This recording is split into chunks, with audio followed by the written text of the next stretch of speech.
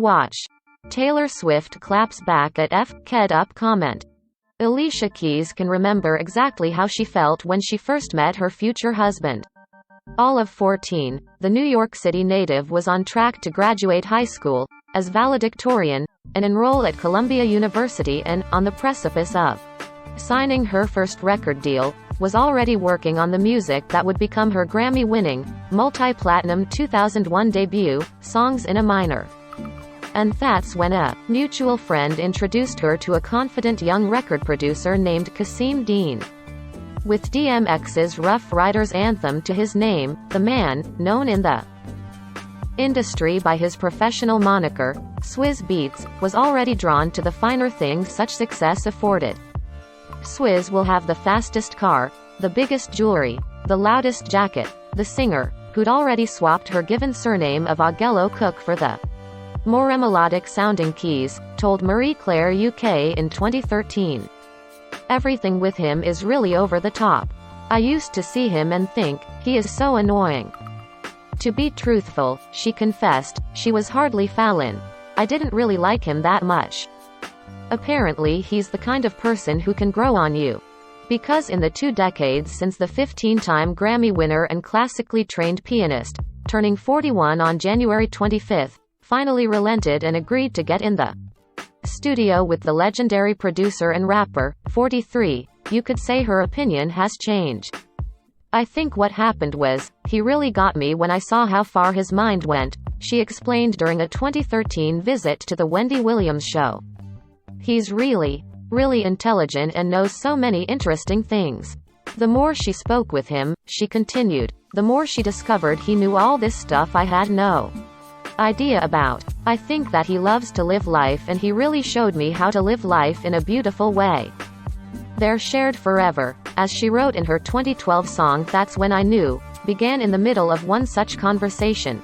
Wasn't anything special you said, it was just there, right then, I didn't have time even to overthink it, I loved you and all of a sudden, I was all in, and landed them on the French island of Corsica on July 31, 2010, trading vows and making plans for the family they'd already begun.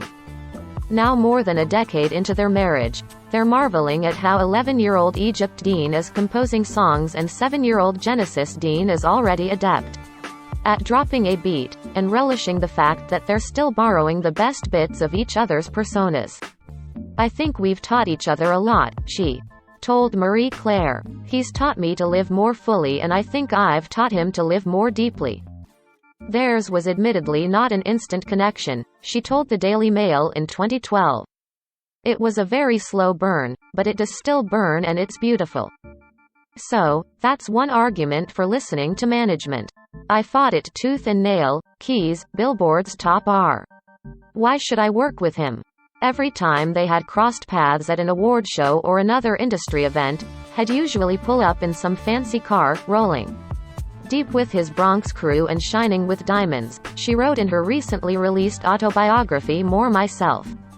I wanted nothing to do with that scene or with Swizz. She hated how he boasted about laying down a composition in just 10 minutes time and brushed off many an attempt to schedule in that studio date, she sighed in Marie Claire UK, finally, though, we did it and we had a ball.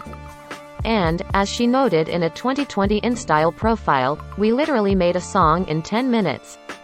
I was like, st. Exploring more than just their shared musical interests. Keep a Child Alive co-founder Keys and Swizz, the global ambassador for New York City Health and Hospitals Corporation, bonded over their similar worldviews and experiences growing up some 15 miles apart. The more we talked, the more I noticed how his mind worked, she wrote in her book. Beyond the baggy jeans and arm tats there was depth. He was so aware of what was happening around the world. Still, their first date was not without its hiccups. I finally agreed to have lunch. I made a reservation for noon at an outdoor restaurant in downtown Manhattan, she recalled in her book. I arrived at 12 on the dot. Swizz was nowhere in sight. When he finally came strutting in at 12:20, she wanted to be livid, she continued, but the DJ and musician lifted the mood with a steady stream of humor and fascinating conversation. Then the avid art collector unveiled his pièce de résistance. As we approached my car, I noticed something enormous attached to its top, she wrote. He smiled. That's why I was late, he said. It was a painting of a grand piano with paintbrushes attached to the keys. When I saw this, he explained, it seemed like the perfect representation of our friendship. You're the keys, I am the brushes. Which, smooth. His past, however, would be a bit tougher to brush past. In between the duo's early high school encounters and those first smoldering embers of romance, the prolific Grammy-winning producer had a son, Prince Nasir Deem, with Nicole Levy in 2000, wed singer Mashonda Tafiri in 2004 and welcomed their first son, Kasim Dean Jr. 2 years later. And while Swizz insisted his marriage to Tafiri had already unspooled by the time his friendship with Keys ventured into less platonic territory, his estranged bride had a different take. Claiming her attempts to reach out to Keys privately had been brushed off, Tafiri posted an open letter to the singer on Twitter in September 2009, alleging she assisted in destroying a family. Further complicating matters, Swizz discovered in 2009 that he was the father of a daughter named Nicole, British singer Jonna Sebastian having kept him in the dark about the child's 2008 arrival as to not affect his marriage.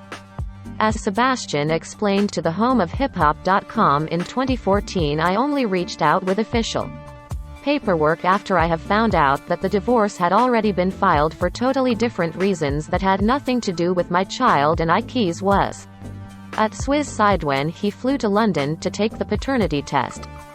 Not exactly the stuff of fairy tales, but nothing that couldn't be overcome with the right mix of honesty and romance, something that's proven to be a speciality for. There was the time he had Keys' likeness tattooed on his arm. It's so beautiful, she told Wendy Williams, calling it her favorite gift, and, of course, the movie made just ahead of her 29th birthday in January 2010.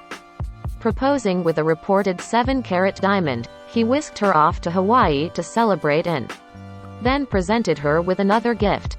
I lifted the cardboard flaps and looked inside to see several large canisters. I've always wanted you to be my canvas, he whispered.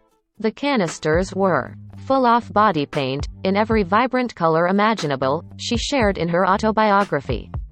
Later, stroke by stroke in the shadows of dusk, he turned me into his masterpiece, covering me in swirls of yellows, reds and purples. Never have I experienced anything more sensual. Which is why, when I missed my period a few weeks later, I wasn't exactly surprised. As that winter gave way to spring, we relished two pleasures, the engagement and the pregnancy. That July they wed at the edge of the Mediterranean Sea in a small ceremony officiated by Deepak Chopra, and 3 months later they were holding baby Egypt in their arms. With Genesis' December 2014 arrival, Swizz became a father of 5, his sprawling, blended family settling into a cohesive unit. Time has a way of healing things, Tafiri told People in 2018, but we also had to heal ourselves. By the time Tafiri penned her guide Blend, The Secret to Co-Parenting and Creating a Balanced Family, they'd long since shored up any weak spots, Keys writing the foreword for the 2018 book and Swizz tackling one of the chapters.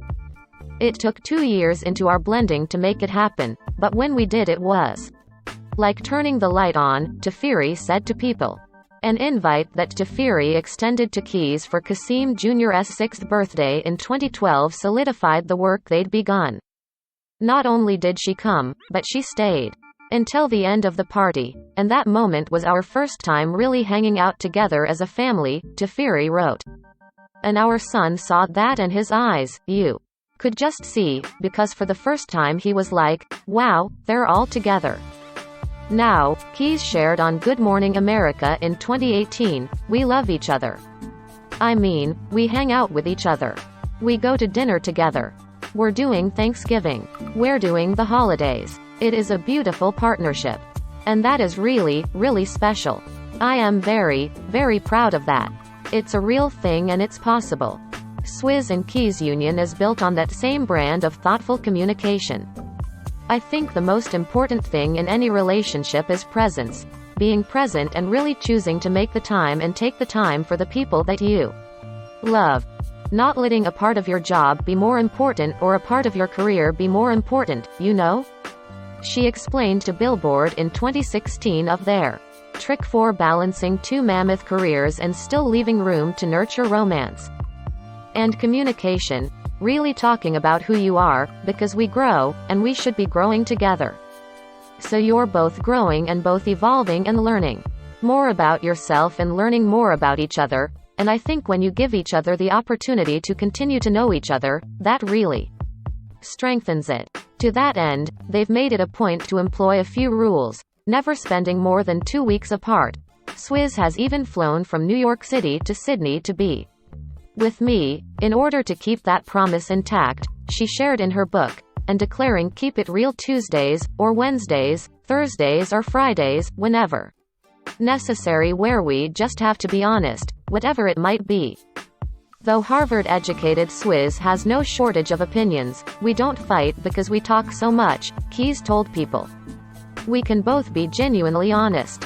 It's the first time I've ever had a relationship that has been so genuine. That's not to say every moment is ballad-worthy. It's not like we haven't disagreed or he hasn't been uncomfortable with something I did or I haven't been uncomfortable with something he did, she explained on The Late Late Show with James Corden last September. We've definitely had moments where that felt weird. But we definitely communicate in a way that's we don't let it build up. Though she's not about to claim she's got everything figured out. There's a whole lifetime for that. I am learning as I go, too, she told SBTV in 2016. That's the truth, and I think that one of the things I've learned most recently is just really to find who you are. Find who you are, and don't be so worried about who everybody else around you is. When you know something's right for you, you feel it. You know. Eventually. Originally published July 31, 2020 at 12 a.m. Pacific Time.